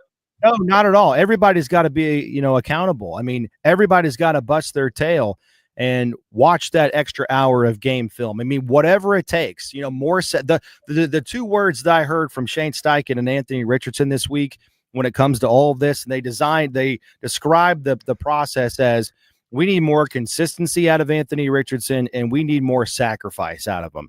And again, it's not like he wasn't preparing. It's not like he was working hard, but they wanted to see more out of him. For whatever reason, there were certain things that they just felt weren't up to their standard. And I think publicly you're saying you're hearing and seeing guys say, like, yeah, we need more out of him, but we're also here to support him. We're going to do what we have to do to get ready to play linebacker or our offensive guard or running back, but we need him to raise the bar as well. And we're here to do that. If he wants to stay an extra hour late to work on stuff with him, we're willing to do that, right? So I think it's holding themselves accountable, but also holding him accountable and helping him grow and learn when it comes to the things that he doesn't know by being a guy that's only started 10 games in the NFL, only 22 years old. So I think it stems from what Kenny Moore had to say after the game against the Buffalo Bills last Sunday. We just need more urgency. Maybe some guys in this locker room aren't doing what they need to do to win football games. And again, it's not like guys aren't preparing, but maybe we need to take it to the next level. Maybe not everybody's doing that. So I think it's holding the entire locker room accountable, but also saying Anthony needs to do more, and we are here to help him do more in terms of whatever that takes to fill in the gaps as to, where the preparation was lacking a little bit before this benching 2 weeks ago. Matt Taylor from the Indianapolis Colts says they will travel to New York to take on Aaron Rodgers and the New York Jets on Sunday and hopefully bring back a win. I appreciate you, my friend, as always. Likewise. Thank you so much. Have a great day. You betcha. Matt Taylor joining us from the Indianapolis Colts. We've got Jeffrey the Greek with us as well. And when we return, we're going to hash out everything. We're going to settle all the college football debate. We'll just determine who's going now. We won't have to worry about the rest of the season because Jeffrey's going to rub the crystal ball that he's got hidden somewhere in his closet. But we'll be right back with more Indiana Sports Beat Radio, brought to you by Pave Drain. This segment is brought to you by Pave Drain, Stormwater's arch enemy. We'll return to the Hard Truth. Located on 325 acres in beautiful Brown County, Indiana, Hard Truth Distilling Company is the biggest and the best craft distillery around. While Hard Truth is already known for producing internationally awarded whiskeys and spirits like Hard Truth's sour mash bourbons, sweet mash, and hard road ryes, as well as their cinnamon vodka and the always popular toasted coconut rum. Hard Truth Distillery offers so much more. With a full-service restaurant, ATV, and distillery tours, as well as live music, you can spend an entire day at Hard Truth Distillery while making your entire family or group happy. And that's the Hard Truth. Hard Truth products are available across Indiana, as well as many other states. So no matter where you shop, if they don't carry your favorite Hard Truth product, tell them you want the truth, the Hard Truth. Hard Truth Distilling Company encourages you to enjoy all of their products responsibly and to never drink and drive. Country living is just a swing away. It can be hard to find the exact home that fits your family's needs, so there couldn't be a better time to build a new home with Property Shore Construction. Now building exclusively south of Bloomington within the Stonecrest Golf Community. Choose from one of the gorgeous Stonecrest Signature Series house plans. We have several lots available with scenic views of the golf course. Contact Amy Rhoda with Revesco Real Estate for additional information. 812-583-0919 or go to mystonecrestliving.com. Hoosier Hanks East, located on College Ball Road in front of Kroger in Bloomington, is everything you could want. Great food like their custom pizzas, wings, wraps, unbeatable daily drink specials, live music on Fridays, and Hoosier Hanks East is home to Inside Indiana Football and Inside Indiana Basketball coaches shows hosted by Don Fisher. Be on the lookout for Hoosier Hanks ticket giveaways to Indiana and Colts games on social media. Stop by and meet Hoosier Hank at Hoosier Hanks East on College Ball Road in Bloomington. Whether it's a night out with the family, after work with colleagues, or catching the game with friends, Bubba's 33 is the place for you. Bubba's 33 offers a mouthwatering menu of selections that are all made from scratch every day. The portions are big, but the prices are small. And with over 50 big screen TVs, you'll never miss the big game. Bubba's 33, pizza, burgers, beer. Ugly Grouper, located on beautiful Anna Marie in Florida, is the place to be, and not just because they have unforgettable meals, including locally sourced seafood. The Ugly Grouper has your favorite craft beers and cocktails, along with live music every day. The Ugly Grouper is family-friendly, able to host private parties, and has the biggest grouper you've ever seen. The Ugly Grouper is the place to be on Anna Marie Island, Florida. Tell them Indiana Sports Beat sent you. Go to theuglygrouper.com for more information. Welcome back to the Hard Truth Distilling Company studios. This segment is brought to you by Pave Drain, Stormwater's arch enemy.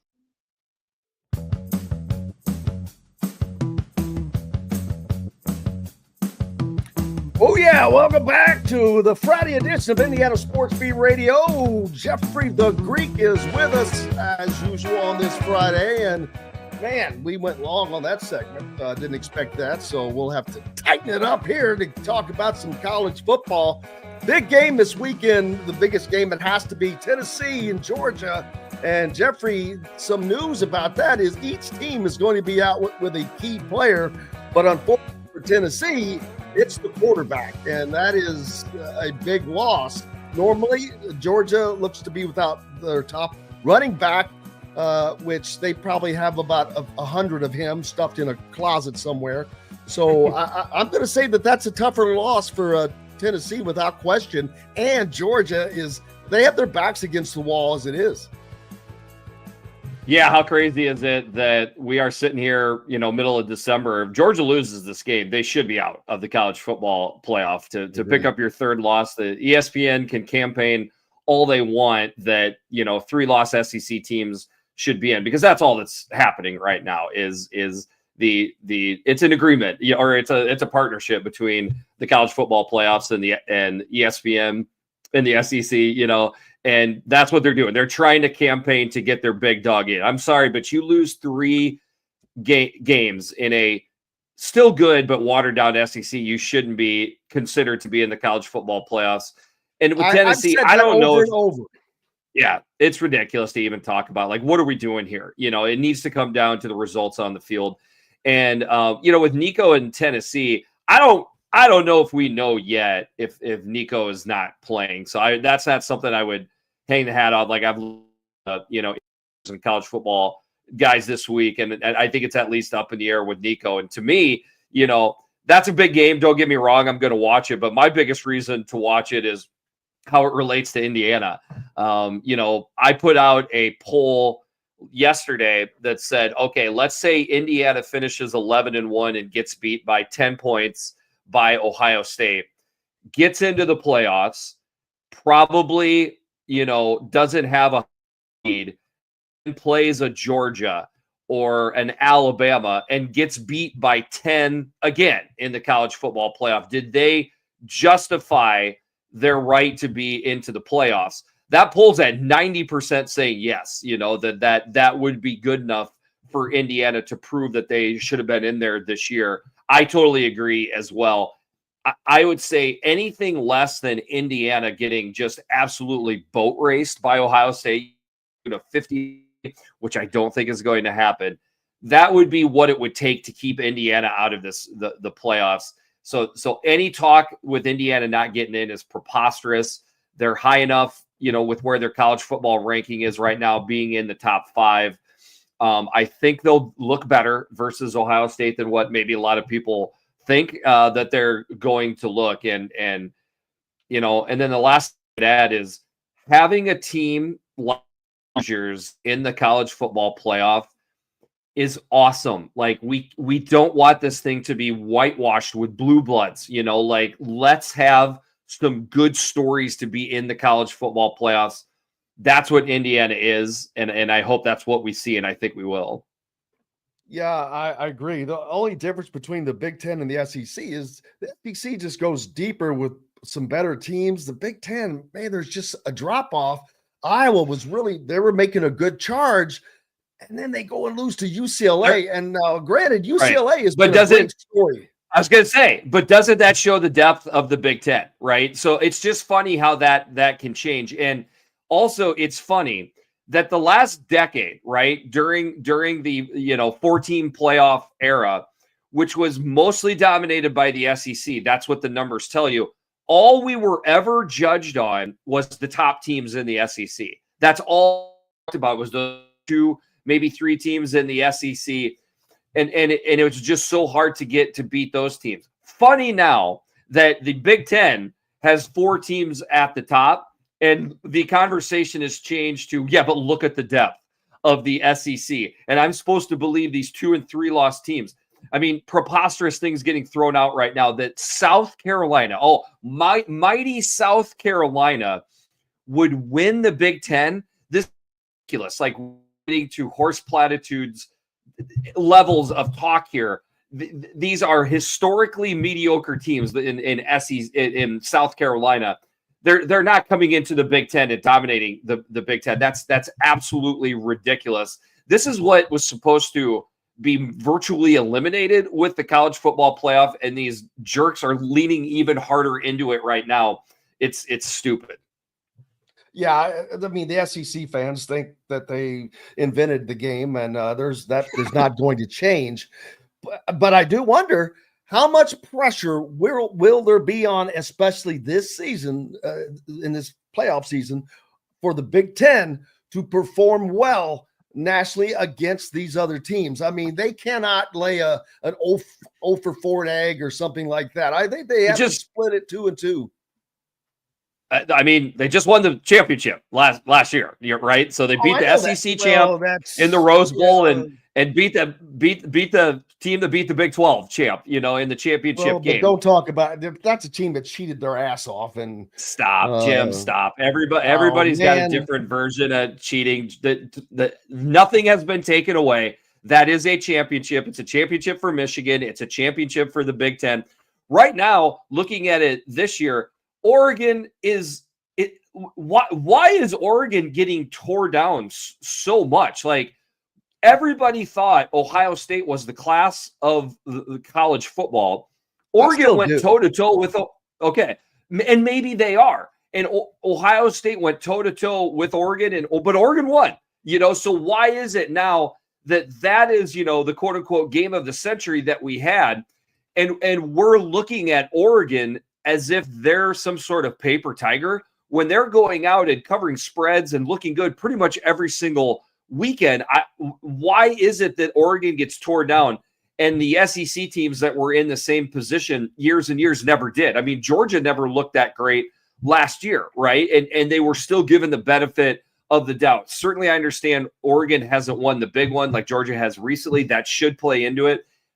This is national media intertwined with ESPN, the college football playoff, that is trying to, poison this stuff. Maybe just look at the results on the field. Could we do that? Could we just talk about who's winning the games? Because Oregon sure has been winning the games. Absolutely. Yeah, they're just, because they haven't won by 1,000 points each game. I wonder, though, a lot, does Dan Lanning do that on purpose? He is a smart coach. I do not trust him. Watch the games. And I mean that in a good way. I would not trust him if I was coaching against him, because he is going to do everything possible before the game to win the game. He reminds me of, Kurt Cignetti and his staff are like that. They're going to put together a purposeful game plan. And I have confidence in Oregon. I think that Ohio State maybe should have won that game, but Oregon may have gotten better along the way than Ohio State has, to be honest with you. They have just solidified things. We'll find out. This weekend, UCLA is at Washington. That's a tough place to play, but if it wasn't for Kurt Cignetti, I'm telling you, Deshaun Foster would be in the conversation for Big Ten Coach of the Year. Just the conversation, because they started out horribly. He started out telling us that UCLA was in Los Angeles, and they're 2 games from bowl eligibility right now. Yeah. With a winnable game at Washington, because who the hell thought that they were going to beat Iowa? I would have never. If you ran that game back again this week, I'm taking Iowa. But who knows, man? They have been a great story. I took UCLA in the points in that game. I predicted Iowa to win, but if you were looking at UCLA on the field, you saw that they have just gotten 10% better every single week. And now you look back on their schedule, their losses are, they're incredible losses if that is a thing. But, LSU on the road, Penn State on the road, in tough schedule. And now that they've come out of it, look good. Now, I understand Deshaun Foster deserves he should get a lot of flowers for what he's doing, but our guy Siggy, I would put Dan Lanning up there. There's 2 great coaches right there that I don't think you can get past for the jobs that they have done. But Washington at home has been a completely different team than Washington on the road. Like it's the most high team home and away that I've ever. But it's the hot team, So I got Washington winning the game tonight and barely covering, but I tell you, that's going to be a fun game to watch. It will, and so will the Tennessee-Georgia game. Looking forward to that this weekend. Big ramifications there. Not a lot in the Big Ten as far as Oregon at Washington. That'll be something to keep an eye on, but that's really about it until next week. Then we're going to have something to talk about, baby, and looking forward to it. Jeffrey the Greek, make sure you give him a follow and catch Eyes on Big podcast along with his partner, Big Cut. And don't forget about Pave Drain. It is wintertime, baby. Get those driveways protected. Look them up at pavedrain.com, and they'll get you covered. Jeffrey, appreciate you so much, brother. Thanks for having me. Have a great weekend. You betcha. There he is, Jeffrey Greek, joining us here on Indiana Sports Beat Radio. Thanks to Todd Leary, Zach Osterman, Matt Taylor, and Jeffrey the Greek, along with each and every one of you. Without you, we have no reason to be here. And, man, we love it and wouldn't want to be any other place. Go out and have yourselves a great day and a great sports weekend. I'll probably see you again tomorrow after the IU game as they take on South Carolina. Until then, I'm Jim Coyle. I will see you on the radio. Thanks for listening to Indiana Sports Beat Radio. Be sure to subscribe to our YouTube page for more clips and team coverage of Indiana basketball, football, and more. You can also find full episodes and tons of other content on thehoosier.com. We'll see you next time for another edition of Indiana Sports Beat Radio.